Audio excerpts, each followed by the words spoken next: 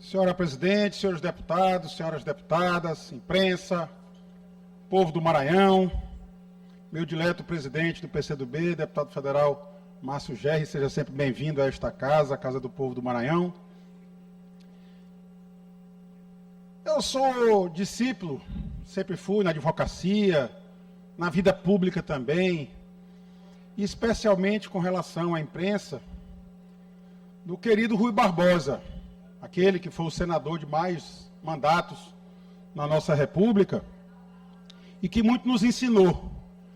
Certa vez, acusado pela imprensa de um ato de corrupção que ele não havia cometido, foi questionado por um outro colega senador que lhe fazia oposição e disse: "E agora, senador Rui, vai continuar defendendo a imprensa?"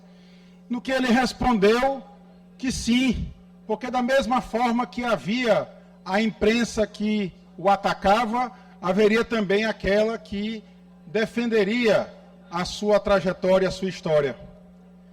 Ontem, porém, semana passada, na verdade, porém, tive que acionar judicialmente um órgão de imprensa, que, aliás, tem até dificuldade de chamar esse órgão de imprensa. Infelizmente, terei que fazê-lo novamente agora com um jornal tradicional aqui do Maranhão, um jornal pequeno, na verdade com um portal informante, conduzido pelo jornalista Lorival Bogéia, deputado federal Márcio Gerri, que eu acho que não teve a honra de ser seu aluno na faculdade. Ele deve ter sido aluno na década de 80, Vossa Excelência foi professor na década de 90, final da década de 90.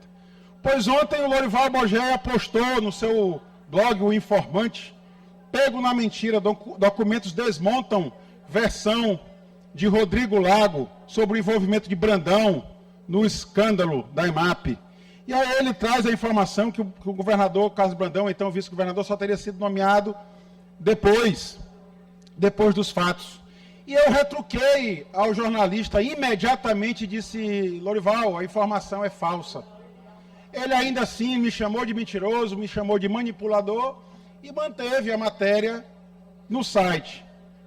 E ele disse que eu faltei com a verdade, que o atual governador do Maranhão só teria sido nomeado depois, não integrava o Conselho de Administração, a manobra que resultou a retirada de 141 milhões de reais.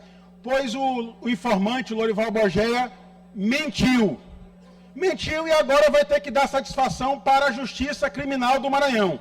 Infelizmente, eu, deputado Carlos Lula, que por quase 10 anos advoguei para o jornal pequeno, respeitando a história daquele matutino que o Lorival herdou do seu pai, mas infelizmente não soube conduzir esta herança e hoje falta muito com a ética.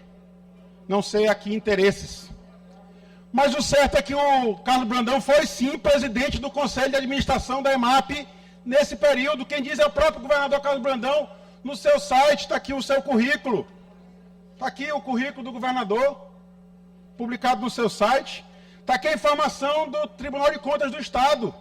Diz aqui no Tribunal de Contas que o Carlos Orleans Brandão Júnior, até que me conste, é o atual governador do Maranhão, foi presidente do Conselho de Administração da EMAP de 31 de maio de 2016 a 31 de maio de 30 de março de 2018, quando ele se desincompatibilizou para ser candidato e depois retornou ao posto de presidente do CONSAD.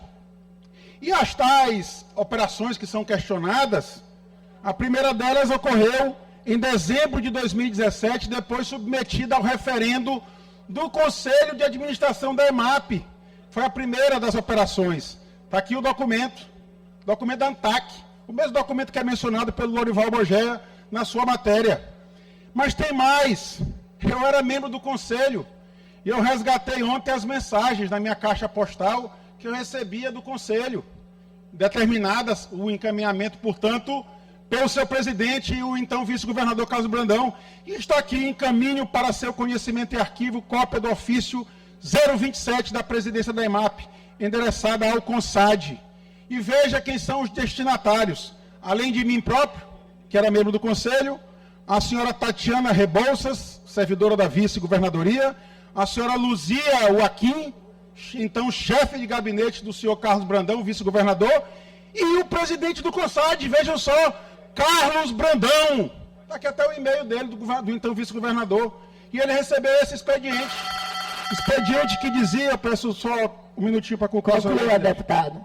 Expediente que dizia ao final sobre a operação da distribuição de dividendos e juros de capital próprio. Portanto, infelizmente, o informante deve ser rebatizado no Maranhão como desinformante, como um veículo de fake news, um veículo que hoje só serve a atacar a honra e a biografia daqueles que lutam pelo povo do Maranhão. Eu lamento profundamente que o Lorival Bogeia tenha jogado fora a história de seu pai, a história de um matutino tão importante do nosso estado, que era o Jornal Pequeno. O beco ali, o ferro de gomar passa vergonha, infelizmente, e o... Conclua, deputado. E o Lorival Bogeia terá que prestar contas dessa sua mentira. Aliás, tem sido rotina do Jornal Pequeno e do informante mentir e agredir a honra alheia. Sabe-se lá a mando de quem. Muito obrigado, presidente.